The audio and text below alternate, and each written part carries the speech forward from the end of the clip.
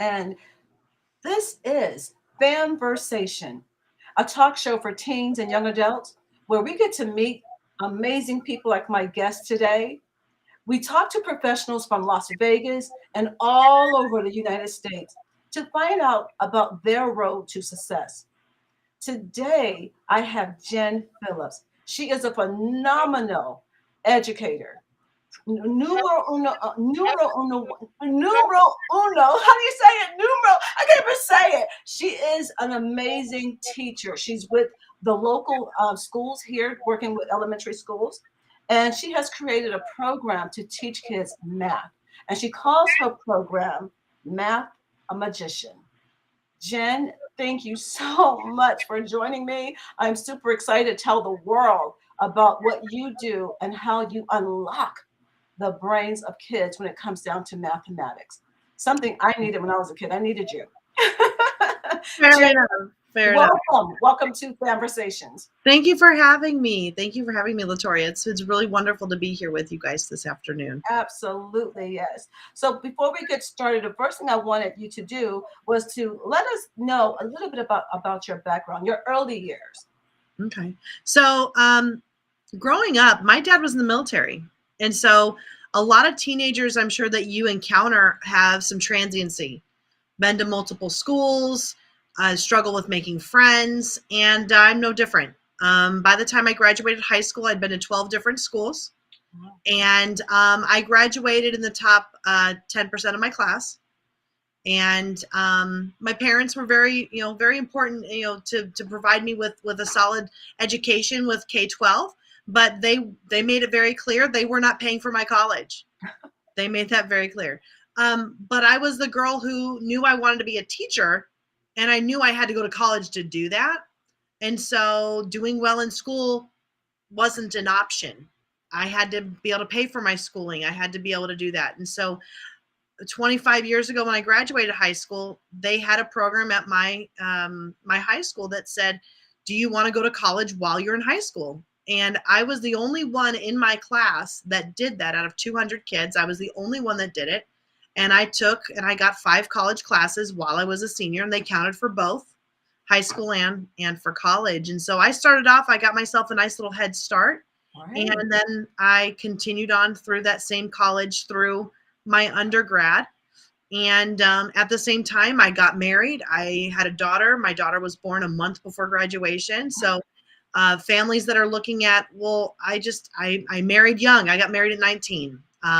Kids who are thinking, well, I had a kid. I had one at 22, and I was graduating college. I didn't even have my first real teaching job yet. I just graduated. She was born, and I wasn't even done student teaching.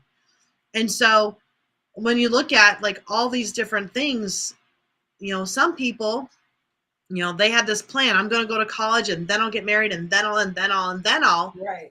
I didn't do that. And I did go to college and all that kind of stuff, but I didn't have this plan of it going a specific kind of way. And so I think that we need to remember that flexibility is really important when we're growing up and when we're making these changes, because we don't know what our path has for us. Right. I never thought I'd be married at 19. I didn't think I'd have a daughter at 22 and still be in college. But I got it done. And I think that the families and children and young adults that you work with, the teenagers and young adults you work with, perseverance is something that they're going to, if they don't already have, they're going to need to learn.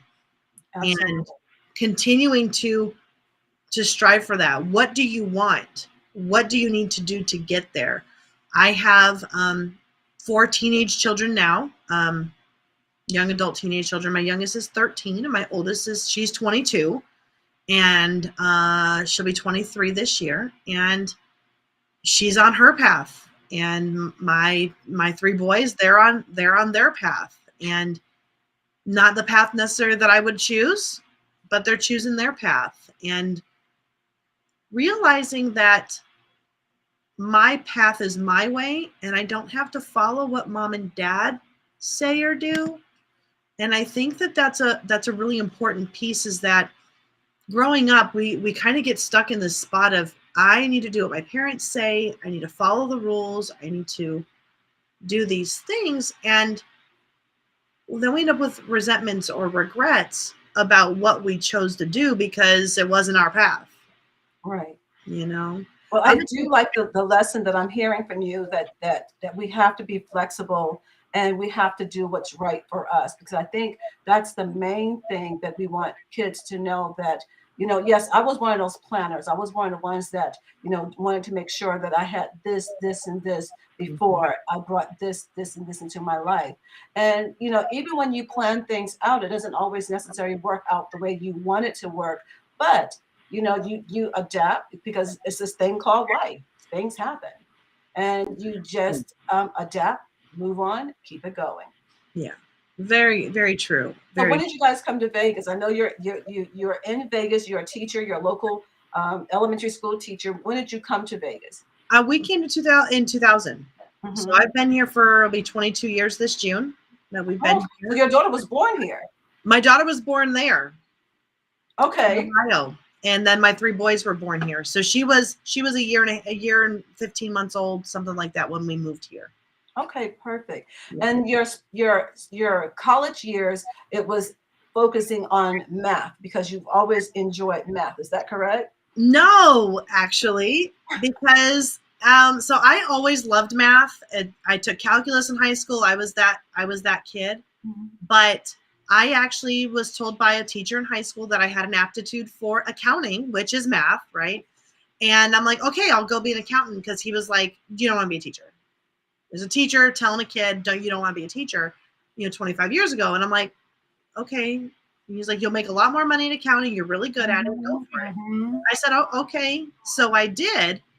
And I lasted in that program a semester. And I decided this is not for me. I had taken on a job as a receptionist, and I had realized that I met accountants. And no offense to any accountants, and I have some that are friends, but I found them to be boring. And so I'm like, I'm not boring, I'm fun. And I couldn't see myself Wow. being an accountant. I just couldn't. I have much too creative. I have much too personality to be sitting at a desk punching numbers into a spreadsheet. Not that I don't enjoy doing that, but I couldn't see that being my profession. And after the first quarter in college, I dropped out of business, and moved over to education. Nice. Yeah. And you end up getting a master's degree in education. I did after I moved here. What's really kind of cool is that if you are open to opportunities, they show up. And so when I was first here in Las Vegas, I worked at Bridger Middle School, and I had no desire to get a master's degree. It was not on my radar. Like, no, I don't want it. And then there was a program that said, if you do this thing working at this school, you can get it for free. Ooh. So, okay, a free master's program. That sounds like a plan to me, right? During that time, I also got my national board certification for free. They paid for it. And so I was able to learn a lot of really good things and build my repertoire, and I didn't have to spend any extra money doing it. I even got a scholarship for 2 years while I was in my master's program from a local credit union to help pay for additional whatever during that time.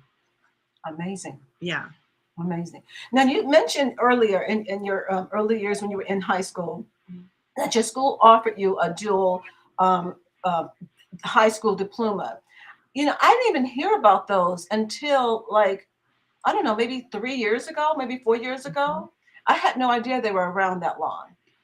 Yeah. Not calling you old, but you just said you have a 22-year-old. Yeah. Yeah. And I've been in Clark County for 22 years. And I don't know when they started the program. I don't think it was there when I started 22 years ago.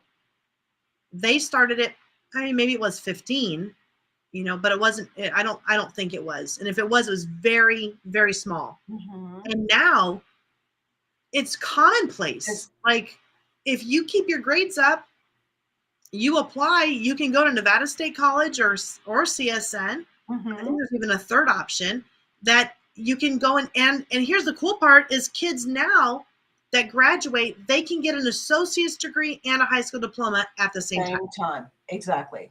Like, Exactly. I think that's just really smart. The other thing is that our systems here in Clark County with the magnet programs and some of the other things that we have in place, like kids can leave with a skill. So my second child, my oldest son, he went to a magnet program here in Las Vegas for culinary. Oh, He got a job working in culinary while he was still in high school, working at a restaurant. But he works at a local Italian restaurant right now. He's working from one station to the other, learning them all, and moving his way up to hopefully one day be a sous chef. And he just loves what he does. But he got all that by going to school. He didn't go to Cordon Bleu. He didn't do that. He went to a Clark County school, got skills, loves what he does, and I love that.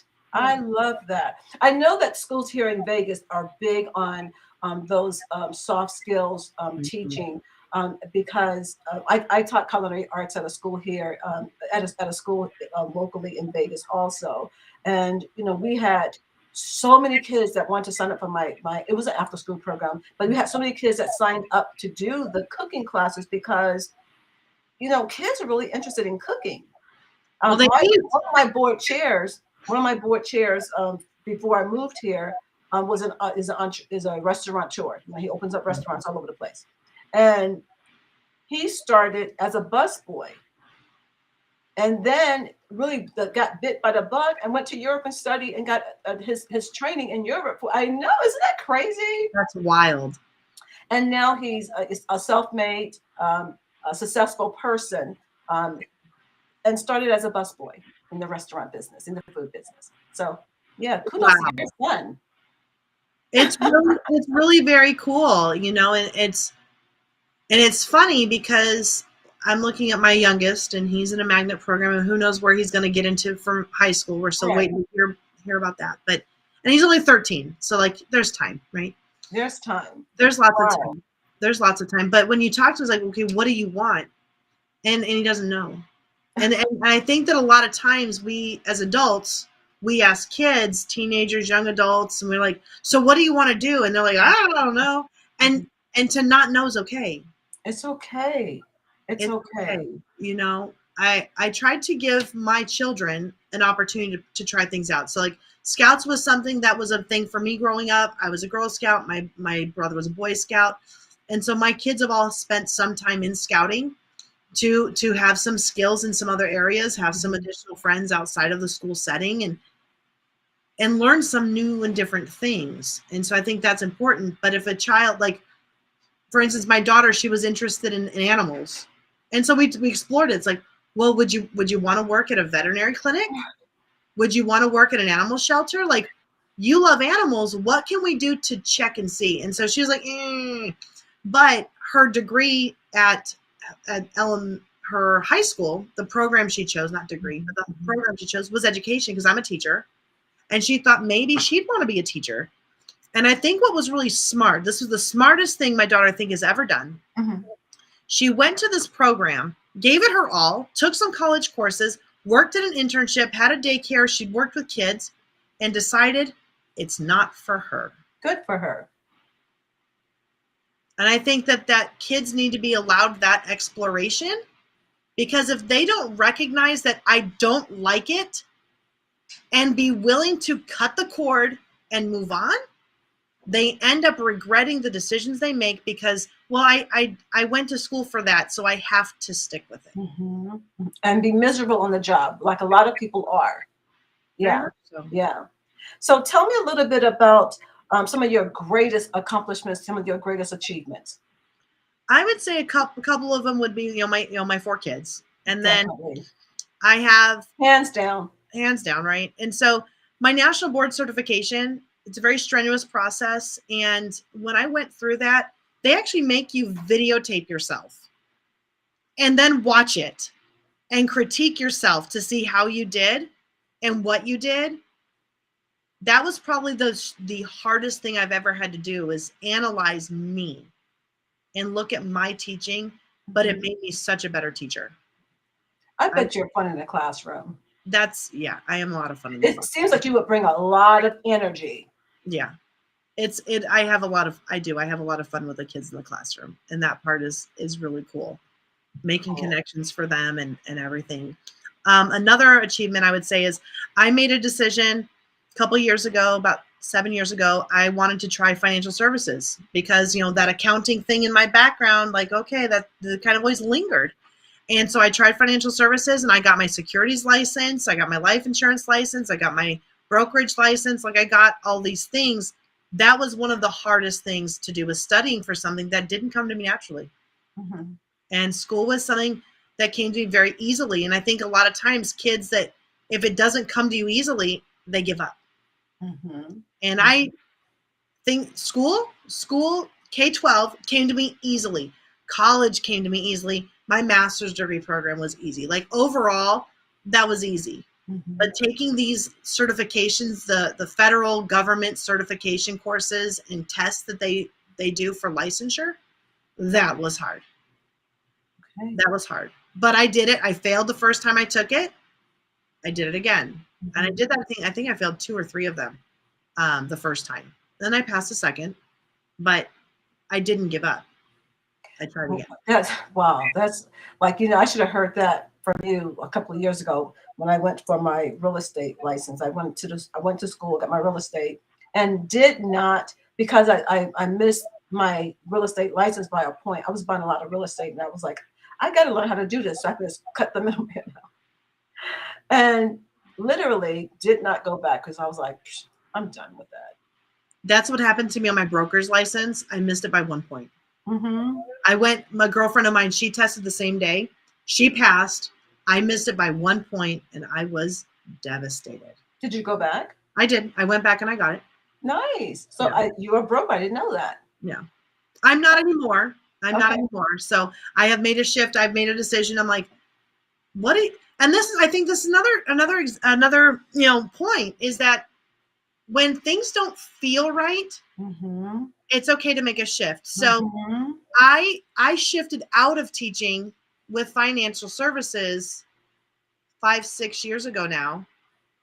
Can't even remember. And left teaching for 2 years. Okay. I said, you know what? I am burnt out. I had been teaching for 17 years. I'm like, and I'm out. I can't do it anymore. I had that year, I had 37 fifth graders in my classroom, and they were, some of them were really hard. And it was like, okay, if I don't take care of me, I am not going to be good to anybody. And that's not good for my kids. That's not good for the students. It's not good for me. And so I made a decision to go full force into my financial services business. And I did. I went whole hog and went all in, but I wasn't successful. And I actually, during that time, I had just gotten divorced a year or two prior. My ex-husband and I had gone bankrupt years before. And so I felt like this fraud in financial services when I'd gone bankrupt. I'd had a foreclosure. I had a short sale, and I had a divorce. So I was like, all these big financial things. But I did. I went for it. I had over, when I left financial services, I had over $2 million in assets under management, and I had a very nice small group of clients that I was working with, and I loved working with them when that was my thing. But I realized I didn't really want to do that anymore, and I made a decision to go back to the classroom and kind of eat crow to go back to the exact same building I had left. And it was like, I said I was never going to go back to teaching. I got rid of all of my stuff, and then I came back. Wow. And so that was a very humbling experience, because when I left, I was a completely different person when I came back. I don't know if you've ever met anybody who's going through a divorce. They're pretty miserable. Yeah. And they're going through a pretty rough time. And I was a pretty miserable person at that time. And I made a lot of shifts. I don't know if you saw it, but Bob Proctor, he passed today. And I actually did his Thinking into Results program during that time I was not working as a teacher. And that really helped me to see, who am I? What do I want? Where do I want to go? Who do I want to be? and really dive into me, I was able through that program to look myself in the eyes. And I don't know who's watching this right now, but if you've never done this, go stand in the mirror in the bathroom and look at yourself in the eyes. Don't just look at your mouth or your earrings. Like, look at yourself in the eyes. And if you've never done that, you're gonna have a hard time. And I would cry, because it's like, oh my gosh, I'm actually seeing me. I was a person that averted the mirror when I would go wash my hands in the restroom. Wow. I did not want to see me. I didn't want anybody to see me. Because you were so broken? Because like why did you not want to see yourself in the mirror? I did. I think I felt so broken. I felt so rejected with the way that my marriage had ended. And I felt, I'm like, how am I ever going to recover? Mm-hmm. I've got 4 kids I've got to take care of. What am I going to do? And I struggle with that. And I know that teenagers struggle with self-image. It's part of the years. It's part of teenagerhood. But if you don't learn how to look at yourself in the mirror, sooner than later, you're going to be like me. You'll be 40 and can't look at yourself in the mirror. Do not tell me you cannot look at yourself in the mirror now. No, I love looking at myself in the mirror now. So now I look at something like, oh my God, I love your hair. Like, oh, I didn't do my makeup today, but when I do my makeup, I love that. I love my earrings. I've been self-conscious of my teeth. I had braces when I was a kid. Mm-hmm. And teenagers, if you've got braces, make sure you wear that retainer, because they never told me it was lifelong. So that the teeth that I was moving in my braces shifted back, and so that bothers me now. Mm-hmm. And so my smile isn't something that I particularly enjoy. But my fiance does, so that's okay, But it's being able to look myself in the eye today. Now I can. I actually look at myself in the mirror and check, okay, do I look okay? Is there something in my teeth?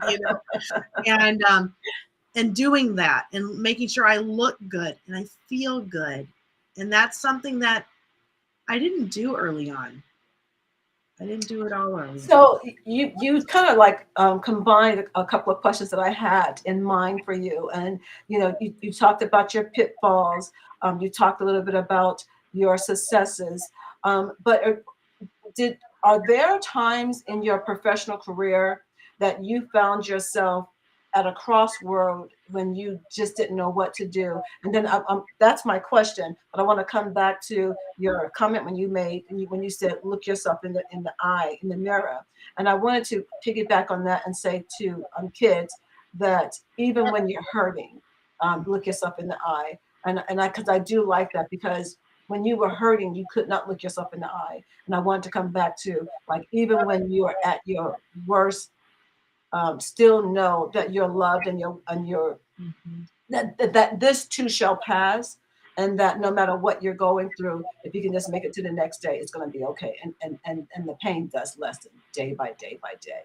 It does. And for me, I have a new coach that I work with. Dr. Alok Trivedi is my new coach. I've been working with him for 3 years.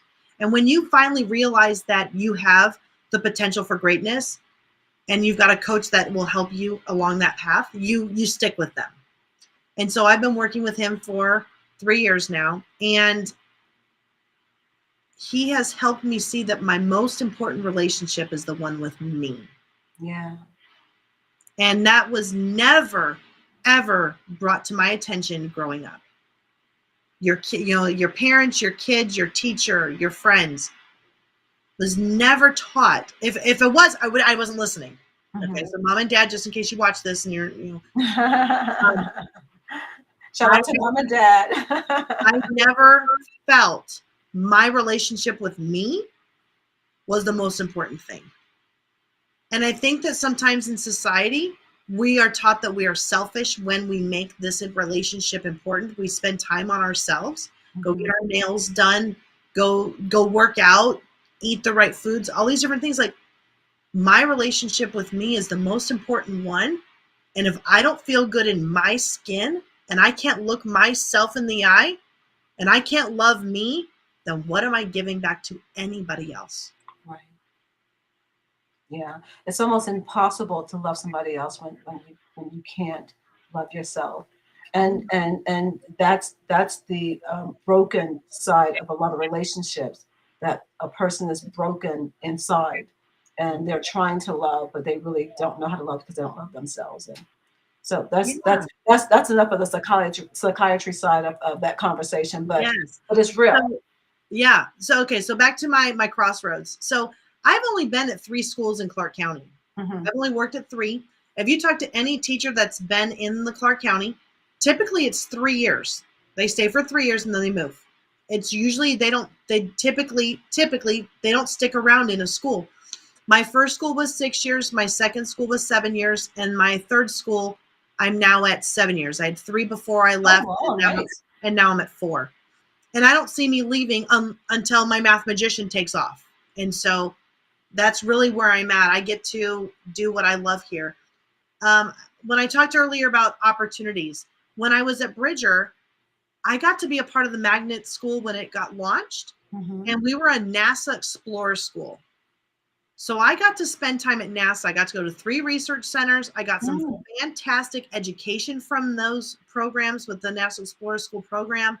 And I learned a ton about how to teach and integrate and just all the cool stuff that NASA does. Like, I am a total NASA geek and I love that stuff. I have a flight suit and everything. Oh, I should have worn that for this interview. I love my flight suit. I wear it for Halloween every year. Sometimes I wear it the first day of school. But that's what I wear to school for dress up days, is my Cool. flight suit. And I love that. And the stars have always fascinated me. I'm scared to death of roller coasters, so there's no way I'm going in a shuttle. But like I think that what's done there and what is out there is just so amazing. But if I would have kept my, I don't know, my blinders on, I would have never been open to that opportunity. Right. I would have let it go. I would have, and I think that's what we have to look at, is that whatever we're presented with, that opportunity, should we do it, and why, and who's saying no, and who's saying yes, and why are they saying no, or why are they saying yes? And if I'm saying no, is it because it's down here in my belly where fear lives, or is it in my heart or in my head? And if I don't know where, and this is something I'm still learning at 45 years old, to listen to my body tell me what's going on, because if it's down here in my gut, that's fear. That's fear, and that's not going to help me move forward. Wow. I love the way you think. I just wanted to remind everybody that you are listening to FamVersations, a conversation with professionals in the community who are talking about their pitfalls, their struggles, and their road to success. Foster, adopt, mentor. FamVersations, having conversations to help mentor young people virtually, talking about professional career movement. And so, with that said, I want to segue into the phenomenal genius you are with this new program that you've created. I'm so super excited about to tell everybody what you do, and I hope you can give us some examples and show us some things that you have. She is the creator of a math program for I'm thinking elementary school kids, but does it apply to all kids? Well, actually, it's a program for parents. It's a program for parents. Yes. So please introduce us to Math a Magician. So the Math a Magician was birthed about a year ago after another fledgling company, which I have. We're realizing as teachers that parents need to be a part of their kids' education. And COVID has made that abundantly clear, that parents have been left out. I don't know what your familiarity is with the Common Core standards. Excuse me, but for a lot of families, they don't like them. They don't understand them, and they just think that they're awful. And it's because it's teaching in a new way, and it's different than what we were taught growing up, and which is totally true. And I learned differently than my parents, and my kids learn differently than me, and I'm teaching this Common Core stuff, which is different. But I think, I'm going to go political here for a second. I think that the Common Core was built maybe not with this as a premise, but it happened. And it pushed parents and families away from the schools. And so my friend and I, we started a company 2 years ago, and during COVID, and go, parents need help. How are they going to help their kids when they don't understand what's being taught? How do they support the learning at home when they don't understand why we're teaching 15 ways to add double-digit numbers? Like, how can they help? They just want to teach, line them up and regroup, right? And so we were like, we've got to help these parents. And so that company kind of floundered. And then I'm like, no, I need to do this. I really need to do this. And so the Math Magician is around because I know that parents need help. And parents don't want to always send their kids to tutors. And parents don't want to send them somebody else. They want that connection with their kids. They want to have them be the person that their kids go to in their life when it comes to things that are hard. But if parents don't know what to do, they don't know what to do. And so what I do is I teach parents with household items around your home. I've got egg cartons and water bottle caps and dice and cards and all different kinds of things to help kids learn. And really, I focus on the foundational skills because if you don't have that, algebra is going to be a nightmare. And when you get to middle school and high school. And so I really do focus on kids that are younger. And my specialty is in kids that aren't even in school yet. Like, how do we create that foundation before they even enter school? And so like I've got a couple clients right now where they have 5-year-olds. And then they're also potentially looking at homeschooling. And so looking at those families that want to take control of their child's education and make it fun and bring the life back into their child. And I don't know. I know you have a son. Do you have more children or just him? I don't know. We have 7 kids. Holy cow, I had no idea. Oh my gosh. Okay. So let me ask you a question. Did you homeschool? You homeschooled your kids? I homeschool my youngest son, yes. Okay. Your older kids then? They went to just regular education. Okay. Public school education. Did you ever, in any of the 6 of them, see the light in their eyes go out in regards to school and learning? No. I can't say that I have, but I can say that I saw frustration when it came to certain subjects. Okay. Especially for my son with math, because he's always believed that he could not do math. But and I have paid tutors after tutors after tutors. I'm telling you, but he's always had a phobia for math because I have a phobia for math. And I wish that I knew you 20 years ago when he was he's 19. He'll be 20 this year. But I wish I knew you when I needed him during those formative years when he was learning math at home with me, because I don't know if I really did it right, if I got it right, but I did what I knew. And actually, when he was homeschooled, he did really well. He did really well as a homeschool student. He was always an honor student. And the homeschool that we were a part of, we had to take all of his work and send it off to the school so it could be graded and evaluated, and then they grade his papers. And so he was an official honor roll student through the system that we went through. And the system that we went through is what ambassadors use all over the United States. And so that's the one that we purchased. Oh, wow. Wow. Well, that's really amazing because I've watched my children have the light be taken out of them, and they hate school and they hate learning. Wow. All 4 of them. And I'm a teacher and I love to read and I love to learn, and that's what I do. And they don't. And they think that learning is school, and if it's learning, it's school, and they don't want it. And that's, to me, is just the saddest thing ever. And exactly. And for me, I know that parents have what you described, that math phobia. And they're like, well, I don't know how to do algebra. I don't know how to do geometry. I don't know how do I do that? And so I really that's what I want to do, is I want to help those parents. And so when I look at, kids that are becoming parents, what do you do? How do you create thinkers? How do you create lifelong loving learners? Right. How do you create that? And so for me, it all goes back to something I learned with my coach. And what are your values? What's important to you? And what I've learned is that what's important to me is not what's important to my kid. Mm-hmm. And so my son, he's 13 and he loves football and scootering and anything else that you mentioned for 5 minutes. He loves that too. And then he doesn't, then he's done with it. But I'm not I'm not that short tempered or time attention span. Like, I'm much more long-term thinker. And I'm like, okay, you want to play football? Great. Let's get your grades up so you can play football and this and that. Well, he doesn't care enough to do his grades. Doesn't care enough to do his school.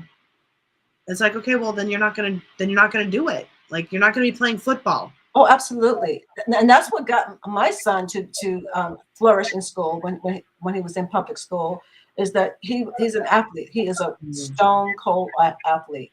And if you want to be an athlete, well, I need athlete grade. And he was on the honor roll because he knew that in order to do this, I had to do that.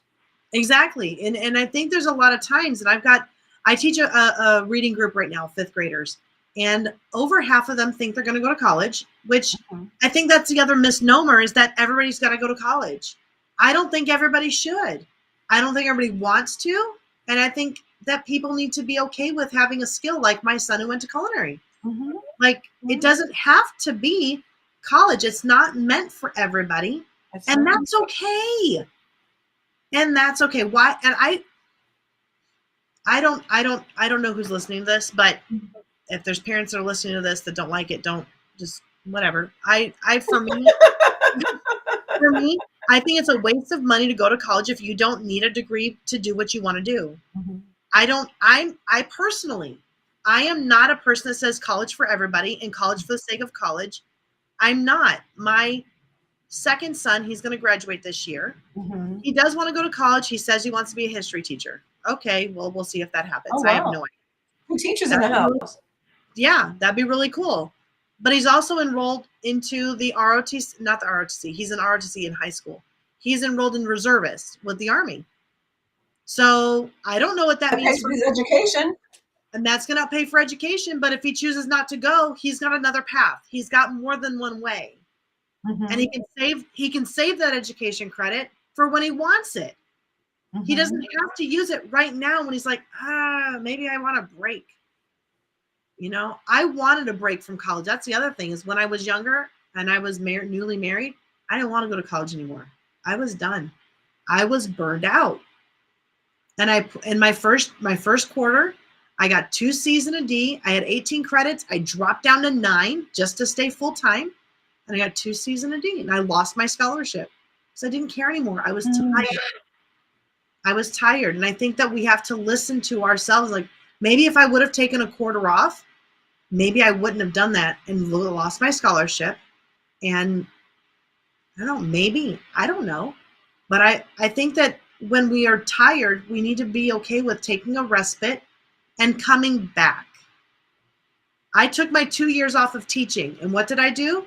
I came back. And I have been renewed and rejuvenated with that decision. And so when I look at my Crossroads, I've had opportunities to go to schools and switch positions, and I've taken them. When I left Bridger, I had my master's degree, and I wanted to have more of a leadership role in the school. But I recognized that the higher ups, the administration, they didn't want me in that role. And I would be stuck as a teacher for the rest of my career at that building. So I moved on. I learned a ton of things at the next school. I have a master's degree in technology education, instructional technology, and I got to be a technology coordinator. I got to do all kinds of things at this school, and it was wonderful. Learned so much. But then I don't know if you've ever heard of these, Latoya. They're called budget cuts. And so these extra positions. Okay. I got put back in the classroom. I still did all of my other duties that I did prior to without having a full load. And I taught 5 classes. And I was like, and I can't stay here. And I went to elementary, and I'm so thankful for the principal I have now, because that's who hired me. She took a chance on me. I had not taught elementary. I'd been middle school the whole time, and I'd been out of the classroom for 7 years. And she took a shot, and she's like, all right, let's give you a chance. You've got good management. We can teach you the rest. And so she did. She took a shot at me, and the rest is history, because She let me come back after leaving for 2 years. So what I keep hearing you say repeatedly over and over and over is that it's okay to make a mistake, regroup, recharge, re-energize, and come back and do what you may not even thought about doing before, but it's okay to come back to pick the pieces back up and keep going. So I love your underhidden message that you keep sharing today, because that's a really important message. That's a really important lesson that we want to share with young people, that it's okay to not be okay with something and redirect or find something that you really are okay with, because that's how you find where you fit.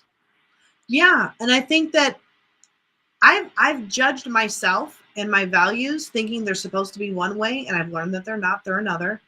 And I realized that when I was younger, I had an entrepreneurial spirit. Like, I'm the girl who made a carnival in my backyard and invited the neighborhood kids. And there's I kids like like that. that. There's kids that made the lemonade stand, that mowed lawns and did things like that and made their own pocket money, babysat. And then we give up on this idea that we could be in charge and go settle for a job from somebody else. And today I have had numerous home-based businesses over the last 25 years. I have had numerous other, just different kinds of businesses. I've been in Pampered Chef. I signed up 3 times, by the way. So like, try once and it I wasn't the love right time. Pampered Chef. Again, I love love what they Pampered have. Chef. Um, I I do. I was very successful in that organization. I left it because I was getting divorced and I couldn't handle it. And I did Amway for a while back in the late 99, 80, late 90s. I was not successful there. I worked in finance, was not successful there. Was successful with my clients that I had acquired, but I was not successful in going out there and like trying to push people into something or try to convince somebody for something. I'm not interested in that. If I have to convince you you need what I have, you're not my client. You're not my client. And I'm okay with that. I don't need to convince somebody that. What I do for families with math, if you want to tutor, I'm not your girl. If you don't want to help your kid and learn how to do that with stuff around your house and in your kids' values, I'm not your girl. And I'm okay with that. And so, what you saying that you showed us quite a few little gadgets that you have in your display there. Are you able to give us like an example of like some of the tools Yes. that you have in front of you? Yes. So my favorite thing, this is my favorite thing, is okay, so you know how kids will count 1, 2, 3, 4, 5, 6, 7, 8, 9, 10, right? Just like we did with Sesame Street, right? But do they really know what this means? Do they know what 8 means? We say 8, but do they know what it means? And for the most of the time, my answer from kids is they don't know, not until they do. So like this is 8. So Latoya, we're going to play a game. When you see this, what do you see and how do you see it? I see 8 spades. How do you see them? That's how I see it. How do you see them? Because I see them a couple Crisscross different ways. line. Okay, so sure. Crisscross. Crisscross, like what do you mean? Like, do you see On groups? So I see 8's going. Well, I know that it's 8 because they're going that way, up and down, around and around. Let me show you what I show parents. I Okay, see a show me. 3 and a 3. So I see 2 groups of Oh, 3, right? And I see 2 in the middle, right? So when we're talking with kids, how do you see things? Some kids are going to see 2, 2, 2, and a 2, 4 groups of 2. Other kids will see 4 and 4. Some kids will see the 3, 3, and a 2. So it's how do you see it, right? interesting. Okay. When we talk about So how do counting, if kids can't go 1, 2, 3 and know that this is 3, 4, 5, 6 and know that this is 6, like how many is it? Just because they can say 6, do they know that 3 and 3, do they know that this is 6? Do they really know that? Or are they just saying 6? right? Right, So the game, right, so the game, right. so there's like seven. There's a whole bunch of games I like to play with this. So the first one is just Okay, so now I see 3 and 5. there you go. Yeah, three, and then if yeah, right there, kids can work on basic facts. This skill, by the way, is called subitizing. When we can see the quantity and we can attach it to a numeral. When we know that's 8, that's called subitizing. And that is the most basic skill that kids need when it comes to numeracy. And this, so I teach families how to play a bunch of games with this. Okay. One of them is just flash the cards and how many. Okay. But then what if they could do +1, -1, and do it? Flash it +1, flash it +2. They could do double it. Doubles +1, doubles +2, doubles -1, doubles -2. How far away from 10? How far away from 20? How far away from 5? Mm. All different kinds of games we can play. Then we can get into multiplication if we wanted to, or we could use more than one card. But I like to cut the numbers off of the corners because kids see the regular this, they see this, and Oh, they go, oh, that's okay. 7. They don't even think about how many it is. Right. They just look at the number. And I think that we lose a lot of power in what the brain can do when we do this. And all we do is teach the kids how to read a number. Wow. That is good. That is really good. I like that. That's Boy, what could I use you once upon a time. and so Wow. another thing that I like to do, so like families that have little kids. So like I collected up all these water bottle caps. Okay. One thing you can do is teach your kids bigger and smaller, greater and less than. And they can see like, well, this is bigger. Well, how come? Because I can put it inside. I can stack them. And let them play. I think that we have lost play with our kids. And what does play mean to them when they learn? That's a huge thing for kids. And then the last thing that I love, this is another one of my favorites, is, a simple egg carton. Now this is 10. I cut off, and I cut this from a 30, and this is a 10. And the reason this is my favorite thing to do with these is that kids have to touch. And touch is the first way that kids learn. That's how they learn about everything in the beginning. And so like here we can see 5. Well, I can also make another 5. Make me another 5. Well, there's another 5. Well, make me another 5. Well, there's another 5. Getting kids to see numbers in multiple ways. Again, no numerals are in place. I'm not showing them a number 5. I'm asking them to show me. And when we teach kids, show me 1. Okay, well, show me another 1. And show me another 1. Just getting them to see 1 is 1 is 1 is 1 is 1. Because if I show them 3, do they know it's 3? Right. And most of the time they don't until they do. And so it's, what are we doing to build these foundational skills? And then we get mad when they don't know their math facts because they don't have this. When kids cannot create pictures in their head, they can't do the math. And so kids are listening, parents and kids are listening to me right now. If you're a teenager that still doesn't know your math facts, go get one of these. Don't tell anybody, just go get one. Go get some water bottle caps and start playing with numbers. Start playing with amounts. Make yourself a deck of cards and practice this. Well, how much is this? Well, okay, so this is, okay, it's 8. Okay, 8 plus 1. 8 plus 1 is 9. Well, 8 minus 1 is 7. Play with the numbers. Make it fun. Well, I'm going to have to say, yes, you've made it fun for me today. And I want people to know how they can get in touch with you. So give us your information as to what is the best way to reach you. Okay, so I have a Facebook group called The Mathemagician, and you can find it on Facebook. Just search for The Mathemagician. I also have a Facebook page, Jen Phillips LV. I have been a major networker here in town for 22 years. I connect people all the time. That's probably the easiest way to find me instead of trying to find me any other way, Jen at jenphillipslv.com, or go to my Facebook page and go to Jen Phillips LV, and Thank LV you, for Jen Las Phillips. Vegas. Yeah. Thank you so much. And you have been listening to FamVersation with Jen Phillips from Math a Magician. And she is a mathematician when it comes down to teaching kids math. Because look at what we learned in just this 2-3 seconds. Thank you so much. Thank you so much for joining us. I look forward to staying in touch with you and continuing this mathematician travel road that we're traveling. Yes. Thank you so very much, Latoya, for having me here today. You're quite welcome.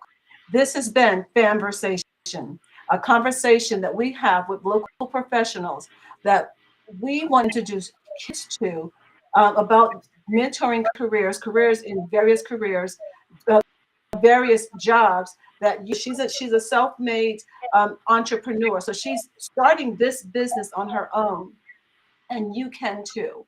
Anyone that wants to know more about starting a business, working with something that you're passionate about, reach out to Jen, reach out to us, and let us know that you like what you hear and what we're trying to accomplish. So I love bringing our visual mentors in to introduce and work with our kids. So again, this has been FamVersations, and thank you for joining us. We look forward to seeing you next Friday.